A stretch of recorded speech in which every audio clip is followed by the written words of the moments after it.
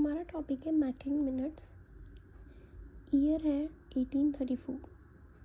British parliament ने issue किया था न्यू चार्टर्ड एक्ट। हमें पता है कि जो हमारा east India company new chartered act issue करती थी वो हर 20 साल बाद नया इशू किया जाता था। तो जो चार्टर्ड एक्ट था हमारा, उसके अंदर ये कहा गया था कि आपको एनुअली 1 लाख रुपीज़ अपनी एजुकेशन सिस्टम पर स्पेंड करना है, और मेनली किसकी, इंडियंस की एजुकेशन पर। इन्होंने कहा जो आपका मीडियम ऑफ इंस्ट्रक्शन, मतलब मीडियम ऑफ, एक तरह से आप कह सकते हो जो पढ़ाई का ज़रिया रहेगा वो इंग्लिश में होना चाहिए। इन्होंने यहाँ पर पूरी तरह से western culture, western education, western literature को प्रमोट किया, जिसमें क्या क्या चीज़ें आई, mainly English language, Persian language, Arabic, Sanskrit, इन सबको इंक्लूड किया गया।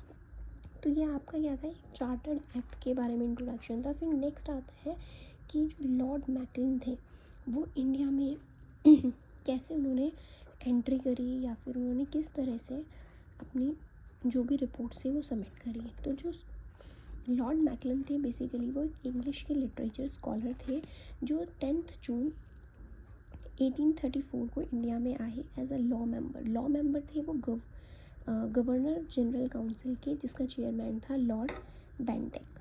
इन्होंने बेसिकली, लॉर्ड मैकलिन ने 3 मेन टॉपिक्स को सॉल्व किया। जो 3 ये लिखे हैं ये मेन टॉपिक्स थे। जैसा पहला था कि यहाँ पर 10 लाख इसलिए लिखा है बिकॉज ये चेंज हो गया था आफ्टर 20 ईयर्स, न्यू आता है तो ये 10 लाख हो गया था, कि आपको 10 लाख रुपए आप इंडियन एजुकेशन पर कैसे स्पेंड कर सकते हैं। जो आपकी टर्म है लिटरेचर एंड लर्न नेटिव, उसको इन्होंने डिफ़ाइन किया। और उन्होंने एक बहुत इम्पॉर्टेंट काम किया, जो एंग्लिस्टिक और ओरिएंटलिस्ट थे उनकी कंट्रोवर्सी, मतलब उनकी जो लड़ाई झगड़े थे उनको सॉल्व किया, मतलब इंडियंस एंड इंग्लिश मैन्स। तो इन्होंने जब इन तीनों चीज़ों के बारे में जो भी सल्यूशन दिया, तो उन्होंने क्या किया, एक रिपोर्ट सबमिट करी, जिस रिपोर्ट का नाम क्या पड़ा, मैकलिन रिपोर्ट या फिर मैकलिन मिनट रिपोर्ट। मैकलिन ने बेसिकली कौन से सेक्शन को स्टडी किया था इस रिपोर्ट को बनाने के लिए, section 43 of the chartered act, ठीक है। जिसके बाद उन्होंने ये 3 चीज़ें बताई कि जो एक्सपेंडिचर होना है मनी का, जो हमने प्रॉब्लम पहले बताई थी कि 10 लाख रुपए कैसे स्पेंड करने, तो इन्होंने कहा है कि कंपनी के ऊपर मर्जी है, वो कैसे भी कर सकती है, कोई रेस्ट्रिक्शन नहीं होना चाहिए। नेक्स्ट है जो टर्म लिटरेचर है, not only Indians, western literature भी उनको इंक्लूड करनी चाहिए। लर्न नेटिव का मतलब होता है आपके मातृभाषा एक तरह से। तो कहता है आप खाली इंडियन लैंग्वेज को ही स्टडी नहीं कराएंगे, साथ में आपको इंग्लिश को भी इंक्लूड करना पड़ेगा, ठीक है।